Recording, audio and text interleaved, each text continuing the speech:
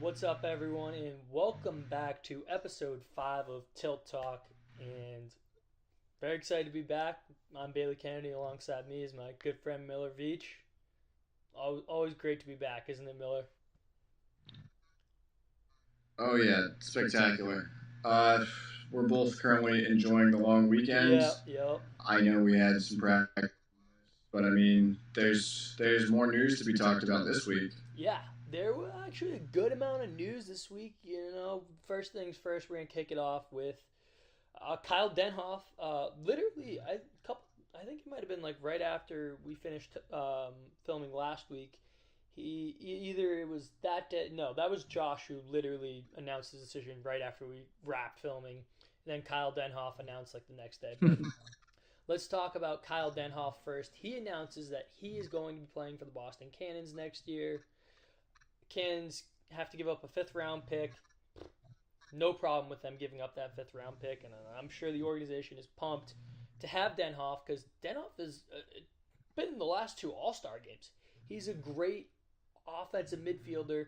Is that kind of offensive player that the Cannons have been looking for through the midfield. I really like the fit. Denhoff is a local guy. He's from the area. He went to St. John Fisher, which I believe is in New Hampshire. And he works in Boston. It kind of all makes sense, and I think Denhoff is that perfect kind of fit. And he'll be trusted to be the guy who kind of leads the offense now. Yeah, no, I think this is a bold, well not bold, but a smart move for them. Definitely strengthening their mostly disappointing season last year. So I mean, I feel like the Cannons can only go up from here, and I feel like Kyle is a big part of that for this coming season. Yeah, I really, truly do like the signing of Denhoff. I mean, you have a couple question marks at the midfield position. Who I don't think Seabald's coming back, but that's not confirmed. No one actually knows. So I mean, let's say you lose a Seabald, you need someone with a little bit of firepower who can help lead your offense. I mean, Sergio Perkovic, number 2 pick, didn't really do anything. Played in 4 games, 4 goals. That's nothing special. I mean, at least with Denhoff, you can get someone that's proven that he can score the ball and be a solid offensive factor in the MLL game. So I really like it, and I think it's a great addition for this Cannons, and to add to a position that I feel like they're kind of weakened now. You look at it; they had Lacasio, who's a great young player, in Seawald being gone. I mean, Justin Terry's still here, great player, but he's a two-way guy kind of. Terry is a grinder. He can grind you on defense. He's not really a true goal scorer. He can pass the ball too. They need someone that's a true goal scorer. I think you add him and Perkovic. Uh, I mean, if Perkovic even plays much this year, I mean, he only played in 4 games last year. I mean, it gives you another option, and I think it's a great addition to this Cannons team that's kind of weak in the midfield position. But Yeah, let's sir. yeah. I mean, yeah. Sorry, I just interrupted you there. But what were you gonna say right there? Oh, no, that was fine. Oh, Next, your man Hawkins I think this one shocked everyone. signing with the. Yeah, I think this shocked everyone. I mean, Josh announced he's going to play for the Denver Outlaws, and I don't think you could ever imagine a team that played for a title last year and lost got even better, and they gave up a third round pick for Josh Hawkins. I think that's a huge move, and I think it was a great move by Denver. You know, they add depth at a position that they're already so strong in. I mean, you're looking at the combination of that defensive midfielder. It's Josh Hawkins, Nick Ocello, and Noah Molnar. That's a scary three right there at the short stick defensive midfield position. Those guys can all push in transition and be factors in the offensive game. Yeah, no, these are three guys that all around Josh, believe we had talked about earlier, two-time All-Star or just 2016 All-Star? Yeah, Josh just made it once in 2016. Yeah. It was Kyle DENHOFF who waited 2 years. But, Josh, solid player, working both ways. This is someone that I've loved to watch play since I started to watch the league. This is a big move for them. And as surprising as it may be, it's a fitting move for Josh, I feel. Yeah, and I think the one thing that I always kind of got from Josh is he won a national title at Loyola. He wants to win. In the past couple of years in Boston, especially last year, they weren't winning. And Josh is someone that doesn't like to lose. He wants to contend. He wants to win a championship. And I think Denver, outside of Ohio, maybe is his best opportunity to go somewhere and really win a championship. And the thing is, you got to keep in mind, Denver is a young core too. So Josh kind of fits in there. He's been in the league for 5 years, but he's still kind of a young guy. It's a great fit, and Denver got better. It's insane. So, yeah, I don't know what else you could say, but Denver should be so excited. And Josh also has the ability to score the ball. So maybe we don't see Josh run as much defensive midfielder. Maybe he becomes that true midfielder. But it'll be very interesting to see what they do, because with that combination now, you have Ocello, great defensive midfielder. You have Molnar. You have Josh now. It's going to be interesting to see what they do with those three and how they kind of work them in, because I can see you could dress those three every game, and it would be awesome to see, because there's so many different ways you could use them. Yeah, no, I would love to see Josh playing that true, solid, just a true midfield role that I feel like he is extremely capable of. I love to see him score. He does a great job on the back half of the field. This will be a fun season to watch. Yeah, I'm looking forward to seeing all these guys who have made their decision and moved other places. I'm very excited to see how everything goes. And speaking of players moving places, the MLL protected player lists came out a couple days ago, and there are some very surprising players that were left unprotected. I'm just going to run down through a list of notable guys that we took note of. Mark Matthews was left off Atlanta. Dylan Donahue was left off Atlanta. The Cannons left off Jack Murphy, who was their backup goalie. Ohio let go of Logan Schuss. Patrick Kelly was also let go by Ohio. Robert Tavunch, I'm totally bunching his name. He was a defenseman, played at Harvard. Was great defender. He was let go. Casey Aikata, he was let go by Charlotte. Ryan Ampler out in Denver was not protected. Greg Downing, another defensive midfielder. Can you imagine if Greg Downing was protected too? Denver would have had a 4-core of defensive midfielders. That would have been insane. Peter Ritchie was left unprotected from Florida. Will Gural was left unprotected from Florida, and he was the number 1 pick in the supplemental draft last year. And then Benny Puig, goalie for Florida, was also left unprotected. So let's talk about that. Some very big names, and with the number 1 pick in the supplemental draft, I believe it's going to be the Cannons. The Boston Cannons pick one of those guys from that list. Who do they take?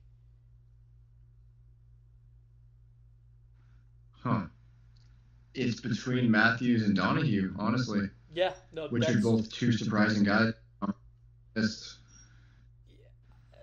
I mean, it's kind of surprising, but at the same time, it's not very surprising. You look at Atlanta's moves to go out there and get Palisak and Gibson. Someone need to go, and it had to happen. So I mean, I always expected Matthews to kind of go.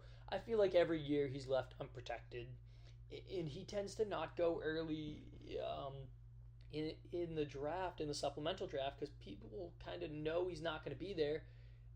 I think the Cannons are going to take Dylan Donahue, and I love Dylan Donahue's game. I love everything about it. I've loved him since his time at Syracuse. He didn't really play much for the Blaze this year. I mean, he appeared in 10 games, 11 goals, 8 assists, 19 points. That's not bad. If he gets more playing time, and I feel like he wasn't really used in the way he needs to be used, he goes to a team like Boston, he fits right in, and he has a chance to play early. You pair him alongside David Emila, Kyler Balestri. I mean, it's going to be fun. I mean, Kyle Jackson's going to miss time due to indoor commitments. Same goes for Kevin Buchanan. Actually, I believe Balestri might be an NLL rookie this year too, so he might miss time. I mean, Dylan Donahue fits right in, and I think he's that great goal scorer that the Cannons need, and I think it would be a great idea if they could select him with the number 1 pick. I think it helps them in an offensive need.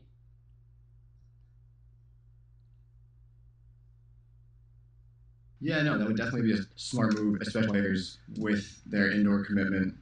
I think he's someone who Atlanta had to give up just because of new picks, because of the time that they won't be spending with the team, and the fact that Donahue didn't get as much playing time as should have last year, because his role has changed for the Blaze, and their offense is obviously changing.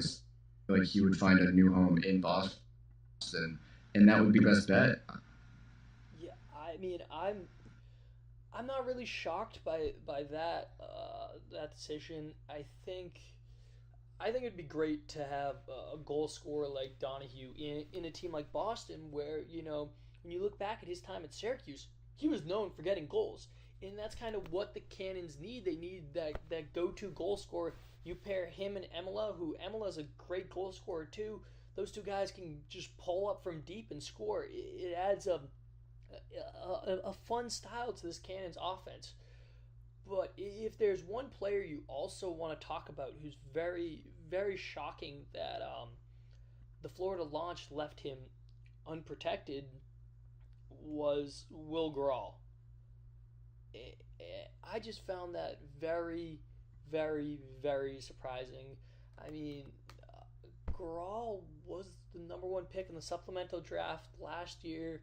I mean, he did struggle, only winning 46.2% of his faceoffs at the X this year. I mean, it was very surprising.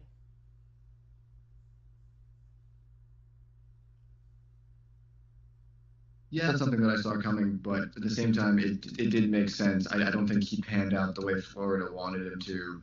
And I think with their young team they have right now, they're going to look for someone new to fill that spot. Yeah, I mean, definitely, but it's still got to be surprising. I mean, Grawl at times looked really, really good this year, and I think it just was. It still catches me off guard, and I'm just trying to think. I think if New York was smart, maybe they target him in the supplemental draft, and maybe they find their replacement, because I felt like Grawl was never really that bad. I felt like at times, it was his wings weren't there or something. I don't know. I never felt like Grawl was that bad. I didn't even realize he had that low of a winning percentage this year until I literally looked at it. But I was very shocked there. I think also the other interesting thing was the fact that Florida also let go of Benny Puig, a backup goalie who only appeared in 1 game this year, but was lights out in his college career at Richmond.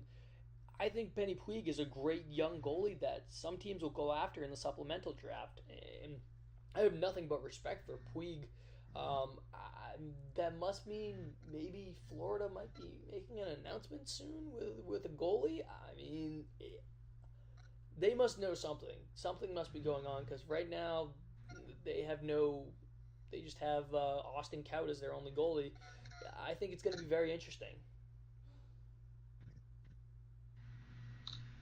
Yeah, no, it's definitely something I'm sure we'll hear about in the next couple of weeks.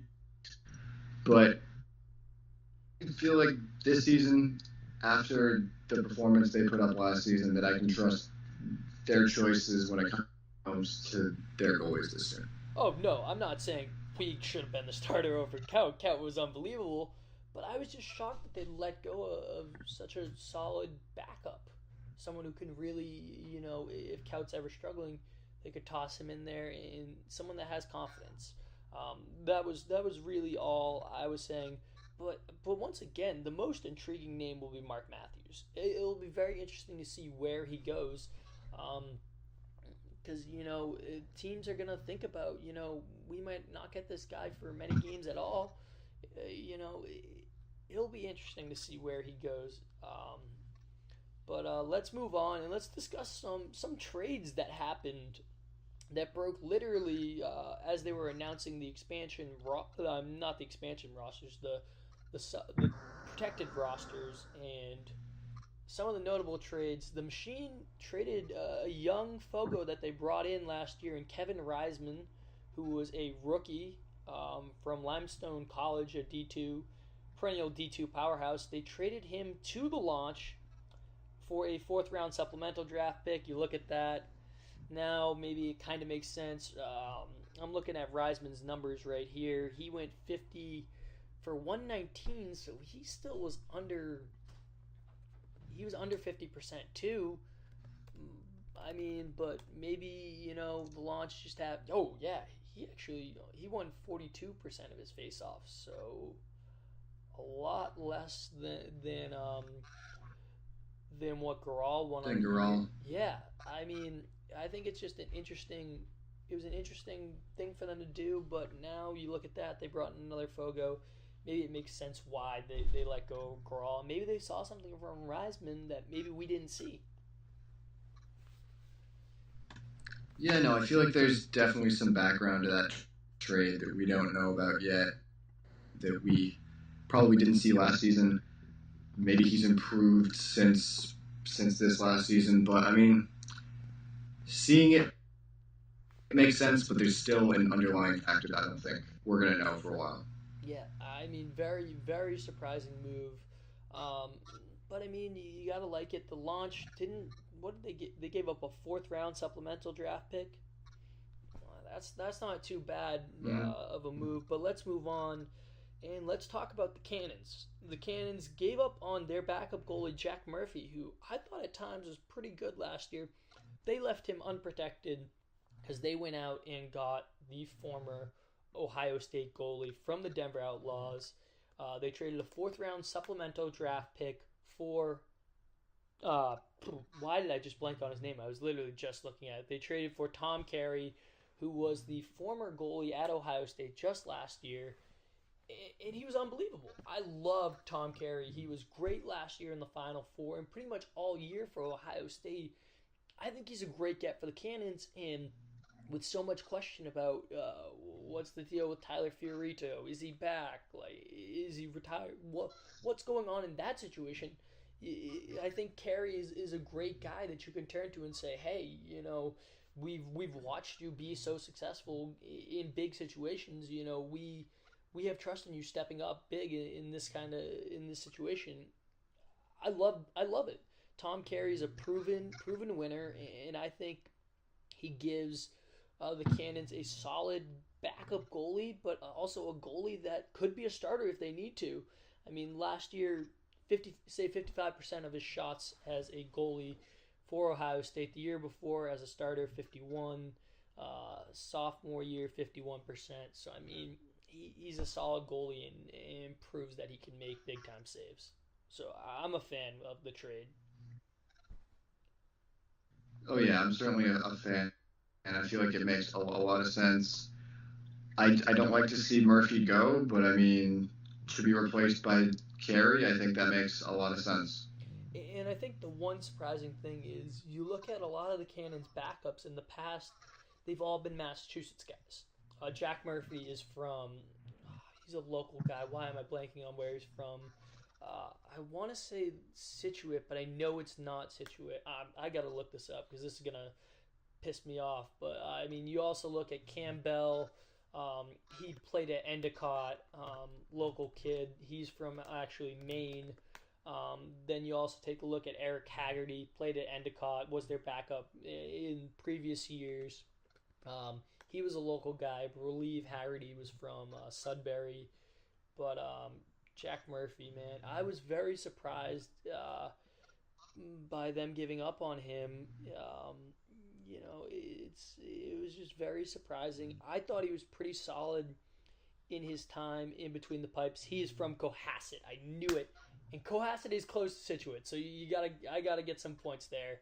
But All right, yeah, hey. yeah. I mean, they tend to go with the local kid that's the backup, and I think it's a different brand.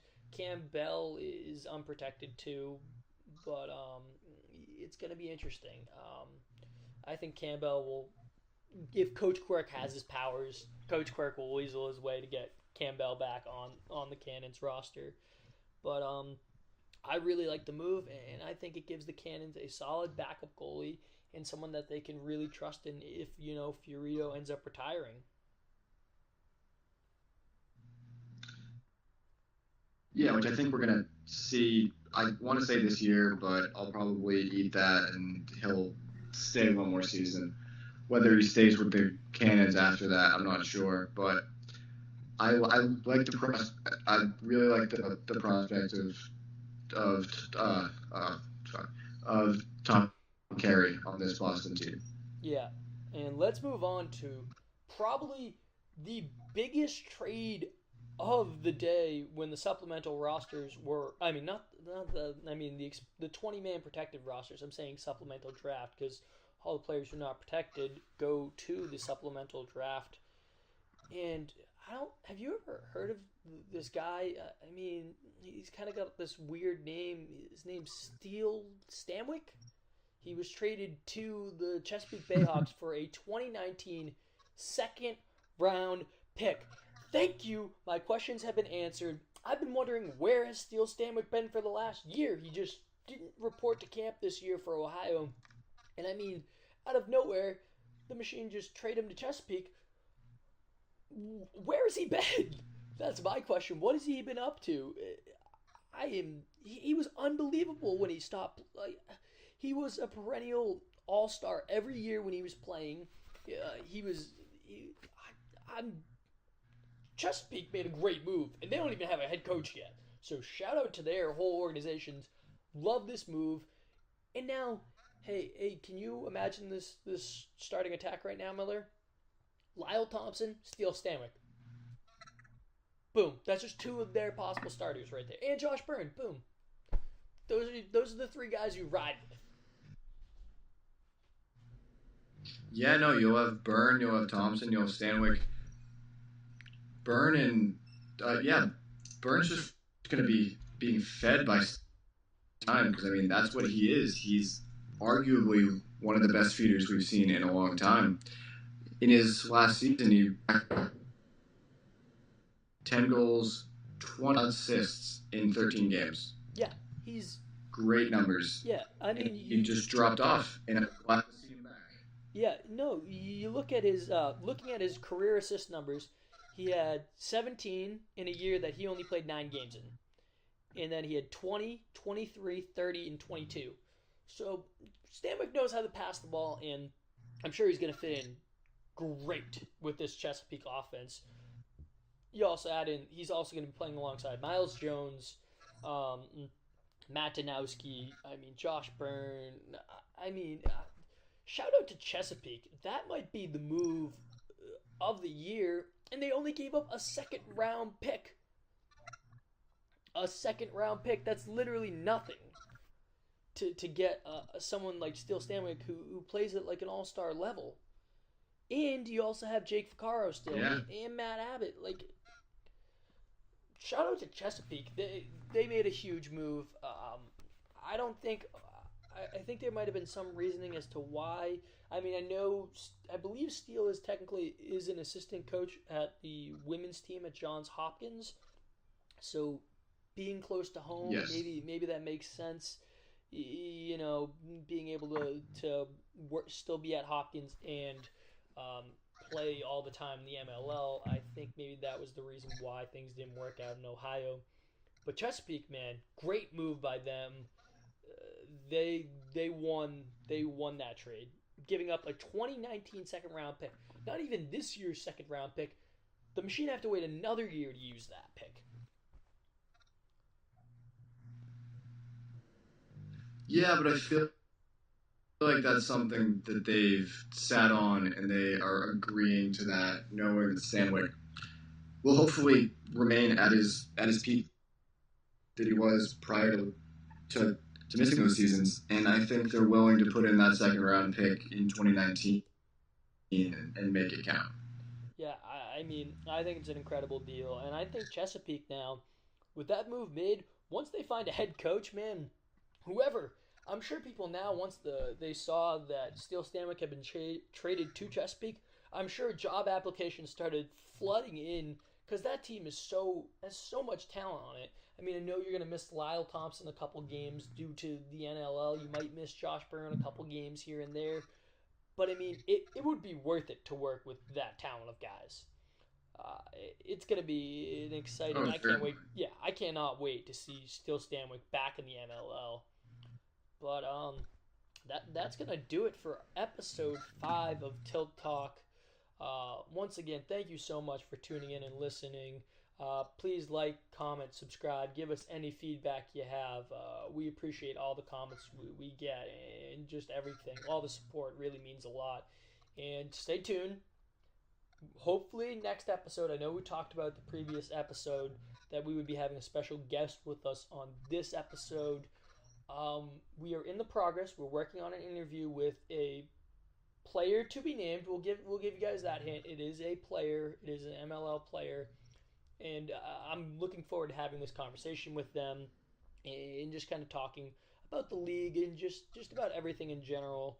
It's going to be very exciting, and we're looking forward to getting that interview out there in the next episode. Hopefully the next episode. We're still waiting on some times just to confirm everything. But we are very excited for that interview, and we're just very excited for everything that's been going on so far. Miller, you got any closing words for everyone?